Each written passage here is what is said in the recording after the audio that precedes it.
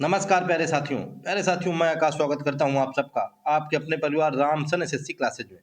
साथियों, अगर आप लोग उत्तर प्रदेश होमगार्ड भर्ती परीक्षा 2026 में अपने सरकारी नौकरी का सपना पूरा करना चाहते हैं तो दोस्तों आइए और जुड़ जाइए आके हमारे मॉडल पेपर नंबर 5 से।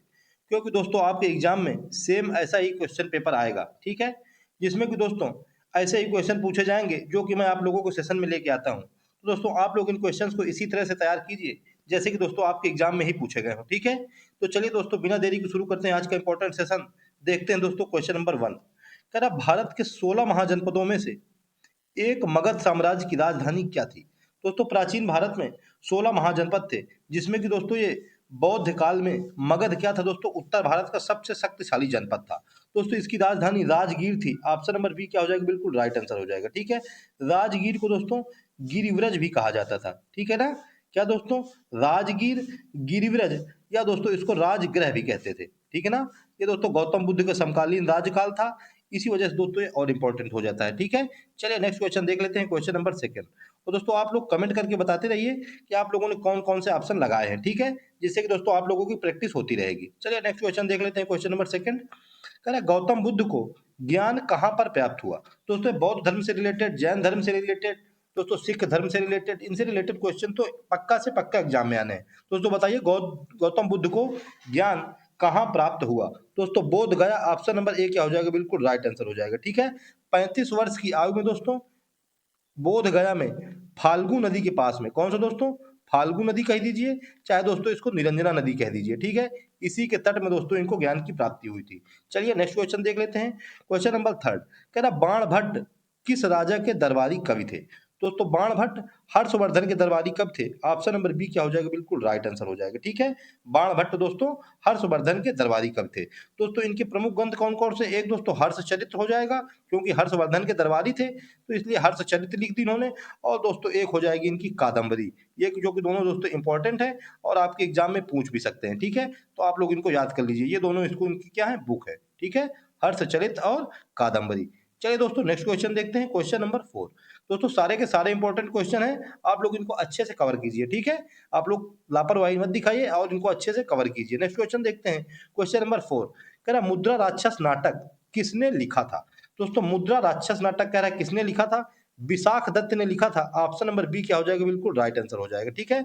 विशाख दत्त ने दोस्तों लिखा है मुद्रा राक्षस। और दोस्तों कालिदास, कालिदास ने दोस्तों लिखी है रघुवंशम, अभिज्ञान शाकुंतलम और कुमार संभवन, ठीक है। तो दोस्तों बोधायन का, इनका दोस्तों स्रोत सूत्र हो जाएगा और शुल्व सूत्र हो जाएगा। कौन सा दोस्तों इंपॉर्टेंट है इनका, शुल्व सूत्र, ठीक है, एक हो जाएगा स्रोत सूत्र। चलिए नेक्स्ट क्वेश्चन देख लेते हैं, क्वेश्चन नंबर 5। कह रहा है एहोल शिलालेख निम्नलिखित में से किन शासकों से जुड़े हुए हैं। शिलालेख से भी दोस्तों संबंधित एक क्वेश्चन जरूर आएगा आप लोगों को। एहोल शिलालेख पुलकेशिन द्वितीय, दोस्तों ऑप्शन नंबर डी क्या हो जाएगा, बिल्कुल राइट आंसर हो जाएगा। एक दोस्तों ये एहोल शिलालेख से आता है।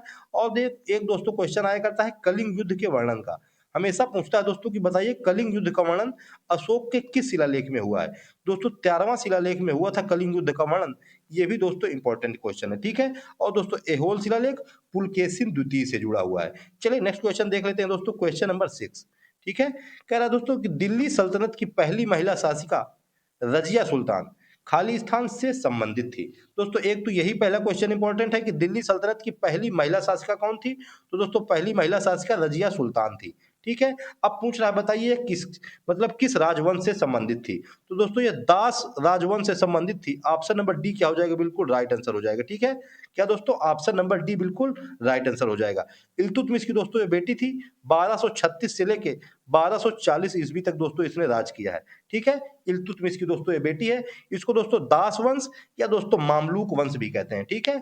चलिए नेक्स्ट क्वेश्चन देखते हैं, खानवा का युद्ध खालिस्तान के बीच लड़ा गया था।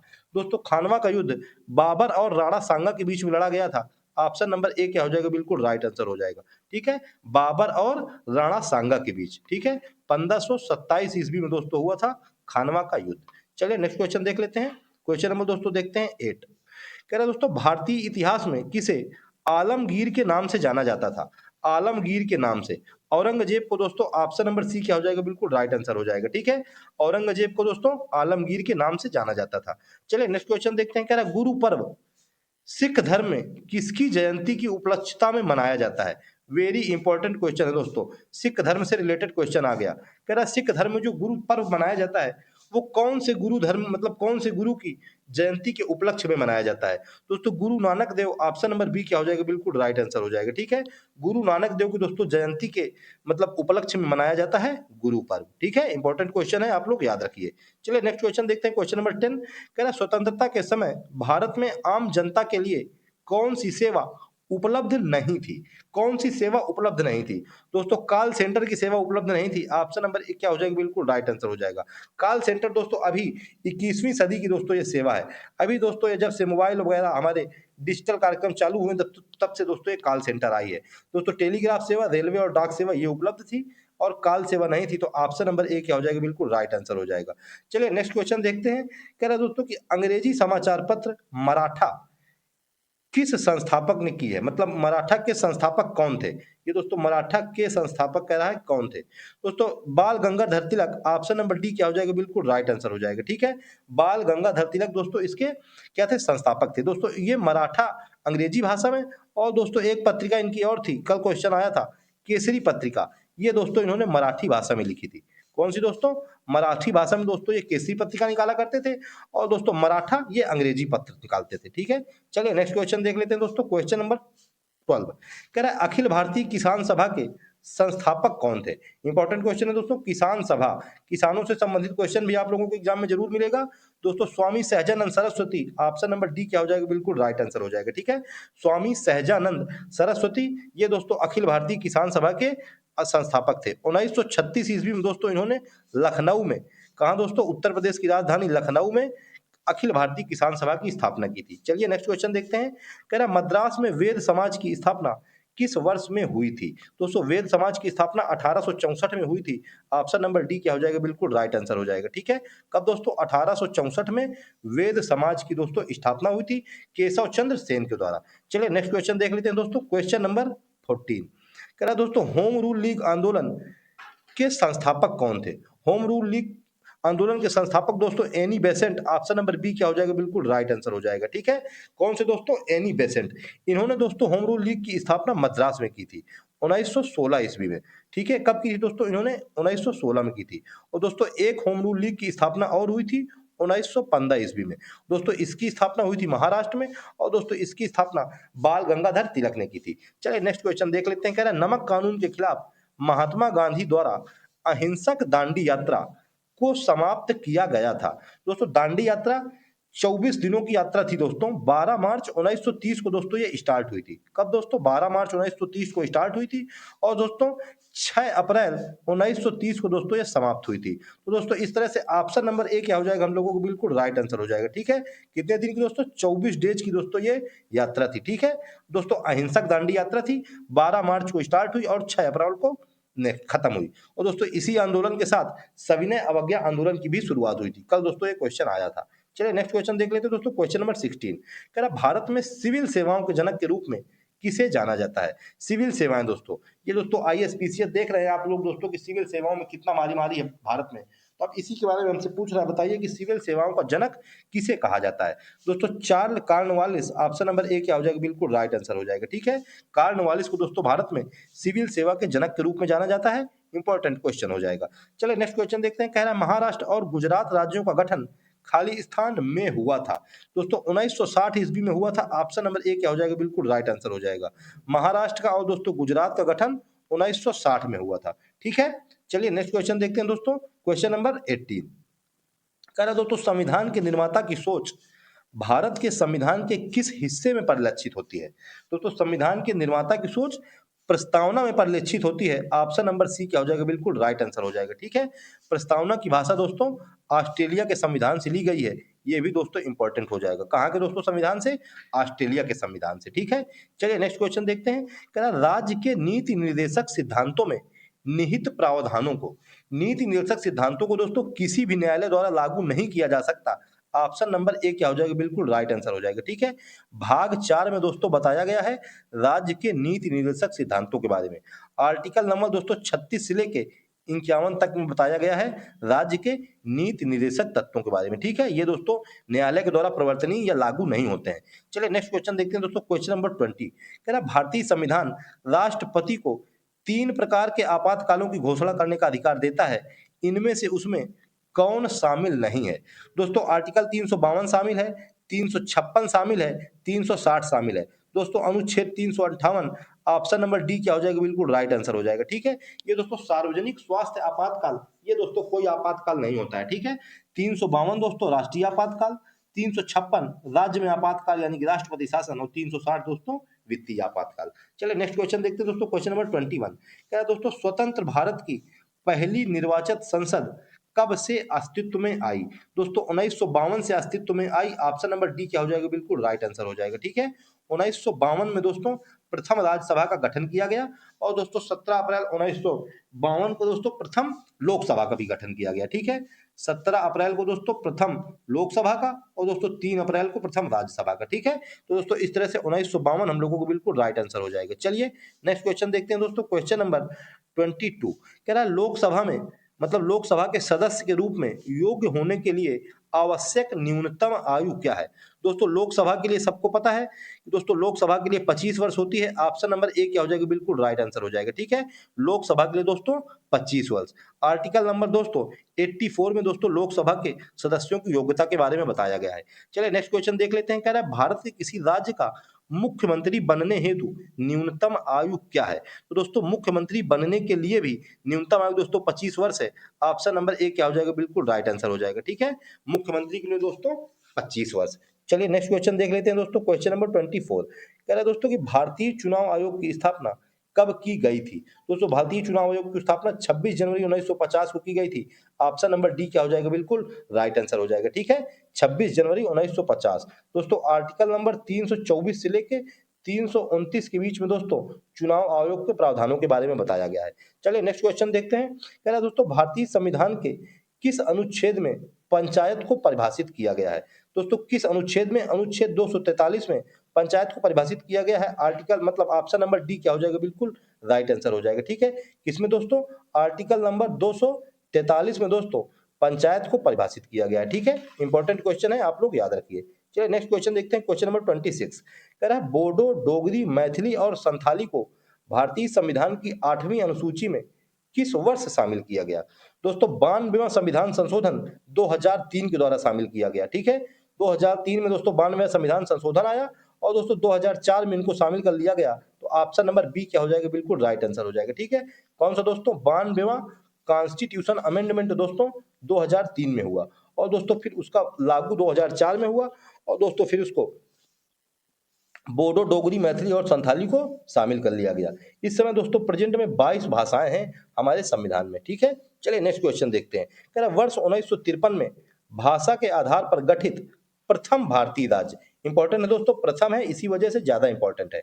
तो प्रथम गठित राज्य दोस्तों कौन सा हो जाएगा? Andhra Pradesh. Option number B क्या हो जाएगा? बिल्कुल राइट आंसर हो जाएगा। ठीक है, दोस्तों भाषाई आधार पर बनने वाला सबसे पहला राज्य कौन सा था? आंध्र प्रदेश था। क्वेश्चन नंबर दोस्तों 28 देखते हैं, कह रहे दोस्तों मिल्की वे क्या है?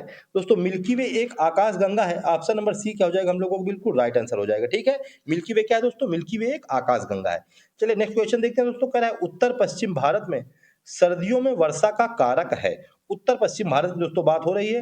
दोस्तों पश्चिमी विक्षोभ, ऑप्शन नंबर ए क्या हो जाएगा? बिल्कुल राइट आंसर हो जाएगा। ठीक है, वो भी दोस्तों सर्दियों में पूछ रहा है कि वर्षा का कारक क्या है।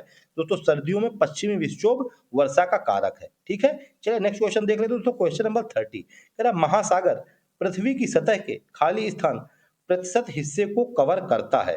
दोस्तों 71% हिस्से को कवर करता है। ऑप्शन नंबर सी क्या हो जाएगा? बिल्कुल राइट आंसर हो जाएगा। ठीक है, 71% दोस्तों हिस्से में महासागर है। चलिए नेक्स्ट क्वेश्चन देखते हैं, निम्नलिखित में से किस देश में सिंधु नदी प्रवाहित नहीं होती है? दोस्तों सिंधु नदी अफगानिस्तान में नहीं प्रवाहित होती है। ऑप्शन नंबर डी क्या हो जाएगा? बिल्कुल राइट आंसर हो जाएगा। ठीक है, ये दोस्तों सिंधु नदी तिब्बत यानी कि चीन के दोस्तों मानसरोवर झील से निकलती है। इसी वजह से दोस्तों चीन, भारत और पाकिस्तान, तो दोस्तों अफगानिस्तान नहीं है। तो हमारा ऑप्शन नंबर डी क्या हो जाएगा? बिल्कुल राइट आंसर हो जाएगा। चलिए नेक्स्ट क्वेश्चन देखते हैं, क्वेश्चन नंबर 32 कह रहा किस देश को 1000 झीलों की भूमि के रूप में जाना जाता है? दोस्तों 1000 झीलों की भूमि फिनलैंड, ऑप्शन नंबर बी क्या हो जाएगा, बिल्कुल राइट आंसर हो जाएगा। ठीक है, फिनलैंड को दोस्तों 1000 झीलों की भूमि के रूप में जाना जाता है। चलिए नेक्स्ट क्वेश्चन देखते हैं, कह रहा है भारत की भू सीमाएं कितने देशों के साथ जुड़ी हुई हैं? दोस्तों भारत की भू सीमाएं 7 पड़ोसी देशों के साथ जुड़ी हुई हैं। ऑप्शन नंबर ए क्या हो जाएगा, बिल्कुल राइट आंसर हो जाएगा। ठीक है दोस्तों, पहले नंबर में आ जाएगा बांग्लादेश, उसके बाद दोस्तों आ जाएगा चीन, उसके बाद दोस्तों आ जाएगा पाकिस्तान, फिर दोस्तों आ जाएगा नेपाल, और दोस्तों आ जाएगा म्यांमार, फिर आ जाएगा दोस्तों भूटान, और दोस्तों उसके बाद आ जाएगा अफगानिस्तान। ठीक है, बांग्लादेश, चीन, पाकिस्तान, नेपाल, म्यांमार, भूटान और अफगानिस्तान। ठीक है, 7 देशों की सीमाएं दोस्तों भारत के साथ जुड़ी हुई है।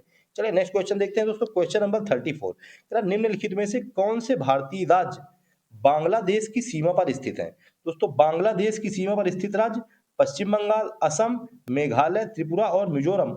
ऑप्शन नंबर ए क्या हो जाएगा, बिल्कुल राइट आंसर हो जाएगा। ठीक है, कौन कौन से दोस्तों, पश्चिम बंगाल, असम, मेघालय, त्रिपुरा और मिजोरम। चलिए नेक्स्ट क्वेश्चन देखते हैं, क्वेश्चन नंबर 35, कह रहा भारत के किस राज्य में इलायची पहाड़ियां स्थित हैं? दोस्तों इलायची पहाड़ियां कह दीजिए, चाहे इसी को कार्डमम भी कह दीजिए। तो कार्डमम पहाड़ियां या इलायची पहाड़ियां कह रहा है, बताइए किस राज्य में स्थित है? दोस्तों केरल राज्य में स्थित है। ऑप्शन नंबर डी क्या हो जाएगा, बिल्कुल राइट आंसर हो जाएगा। ये जो दोस्तों कार्डमम की पहाड़ियां हैं, ये दोस्तों तमिलनाडु और केरल राज्य दोनों में स्थित है। ठीक है, उनके बॉर्डर में। चलिए नेक्स्ट क्वेश्चन देख लेते हैं दोस्तों, क्वेश्चन नंबर 36, कह रहा भारत के पूर्वी तट पर निम्न में कौन सा बंदरगाह स्थित है? पूर्वी तट पर दोस्तों पारादीप बंदरगाह, ऑप्शन नंबर बी क्या हो जाएगा, बिल्कुल राइट आंसर हो जाएगा। ठीक है, उड़ीसा में दोस्तों स्थित है पारादीप बंदरगाह पूर्वी तट में। नेक्स्ट क्वेश्चन देखते हैं दोस्तों, कह रहा बारी दोआब निम्नलिखित में से किस क्षेत्र में स्थित है? दोस्तों बारी दोआब ब्यास और रावी के बीच स्थित है। ऑप्शन नंबर डी क्या हो जाएगा, बिल्कुल राइट आंसर हो जाएगा। ठीक है, ब्यास और रावी के बीच बारी दोआब है।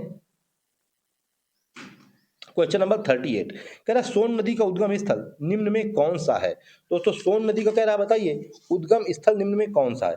अमरकंटक की पहाड़ी, ऑप्शन नंबर डी क्या हो जाएगा, हम लोगों को बिल्कुल राइट आंसर हो जाएगा। ठीक है, अमरकंटक की पहाड़ी से दोस्तों सोन नदी निकलती है। नेक्स्ट क्वेश्चन कर रहे हो, भारत के कौन सा राज्य आम्रवर्षा यानी कि मैंगो सावर शब्द से संबंधित है?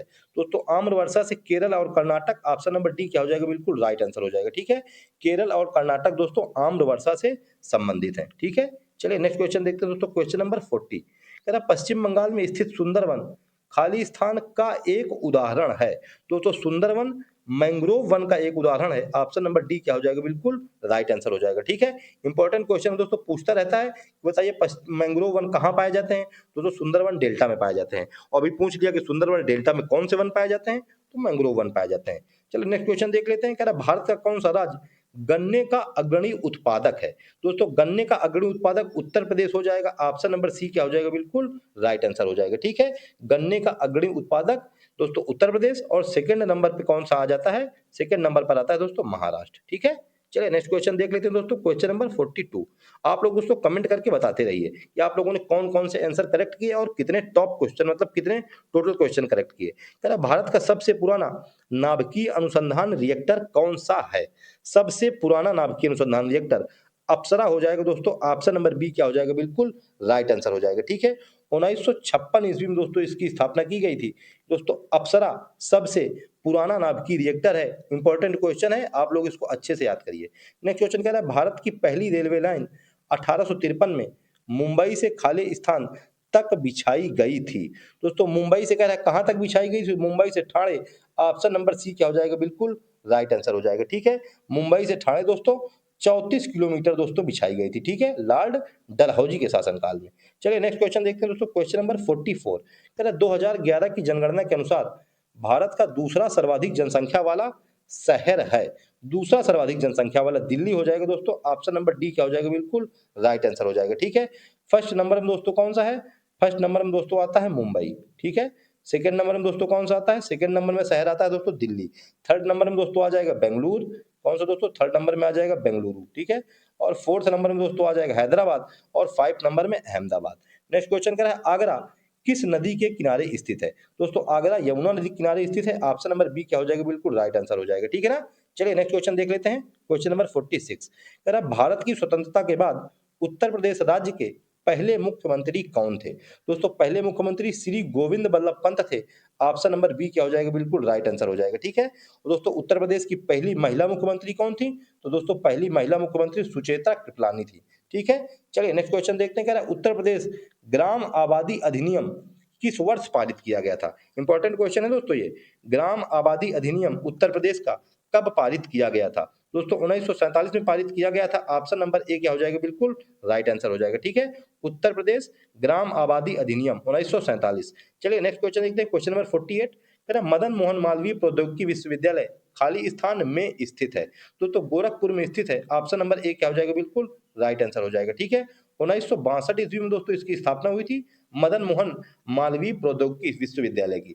गोरखपुर में दोस्तों ये स्थित है। चलिए नेक्स्ट क्वेश्चन देखते हैं दोस्तों। 6वीं शताब्दी ईसा पूर्व के दौरान मथुरा के आसपास के क्षेत्र को खाली स्थान कहा जाता था? दोस्तों मथुरा के आसपास के क्षेत्र को सूरसेन कहा जाता था। ऑप्शन नंबर सी क्या हो जाएगा? बिल्कुल राइट आंसर हो जाएगी, ठीक ही। दोस्तों इसकी राजधानी एक नहीं दोस्तों, इसकी कैपिटल मथुरा थी, ठीक है। क्या थी दोस्तों? इसकी कैपिटल मथुरा थी। कब दोस्तों? 6ठी शताब्दी ईसा पूर्व के आसपास। चलिए नेक्स्ट क्वेश्चन देखते हैं दोस्तों, क्वेश्चन नंबर लास्ट यानी कि क्वेश्चन नंबर 50। कह रहा है मुंशी प्रेमचंद का जन्म कहाँ हुआ था? दोस्तों मुंशी प्रेमचंद का जन्म वाराणसी के निकट दोस्तों लमही नामक ग्राम में हुआ था। तो ऑप्शन नंबर डी क्या हो जाएगा? बिल्कुल राइट आंसर हो जाएगा, ठीक है। 1880 ईस्वी में दोस्तों इनका जन्म हुआ था, वाराणसी के लमही नामक ग्राम में। दोस्तों इनकी उपन्यास मतलब इनकी कृतियां दोस्तों इंपॉर्टेंट है। गोदान, कर्मभूमि, प्रेमाश्रम, रंगभूमि, गबन, करबला, प्रेम की बेदी, सेवा सदन, मानसरोवर, ये दोस्तों इनकी इंपॉर्टेंट रचनाएं, ठीक है। आप लोग इनको याद रखिए। तो दोस्तों ये था आज का इंपॉर्टेंट सेशन, जो कि दोस्तों मुझको उम्मीद है कि आप लोगों को पसंद आया होगा। अगर दोस्तों आपको ये पसंद आया होगा तो दोस्तों मुझको कमेंट में अपना स्कोर जरूर बताएं, ठीक है। जिससे कि क्या होता है दोस्तों, ये हम लोगों का मोटिवेशन होता है जब दोस्तों आप लोग बताते हैं कि हमने इतने क्वेश्चन करेक्ट किए, इतने क्वेश्चन गलत हुए, तो इससे हम लोग को दोस्तों ये लगता है कि चलिए स्टूडेंट हमारे मेहनत कर रहे हैं, मेहनत करके लाते हैं, तो दोस्तों कम से कम ये देख तो रहे हैं, उनको पसंद तो कर रहे हैं, ठीक है ना। तो दोस्तों आप लोग मुझको कमेंट में अपना स्कोर जरूर बताएं और दोस्तों अपनी तैयारी को बेहतर करते रहें, ठीक है। और दोस्तों जुड़िए राम सर एसएससी क्लास से। अगर दोस्तों वीडियो पसंद आए तो एक लाइक जरूर कर देना, और दोस्तों अगर वीडियो पे नए हैं तो मतलब चैनल पे नए हैं तो चैनल को सब्सक्राइब कर लेना, जिससे कि दोस्तों आपको ऐसे इंपॉर्टेंट क्लासेज मिलती रहे, ठीक है। और दोस्तों आपका एग्जाम 2026 में क्लियर हो जाए और आप अपने सरकारी नौकरी का सपना पूरा कर दें, ठीक है ना। तो दोस्तों आज के सेशन में अब इतना ही, मिलते हैं दोस्तों नेक्स्ट वीडियो में यानी कि दोस्तों कल। तब तक के लिए दोस्तों जय हिंद, जय श्री राम।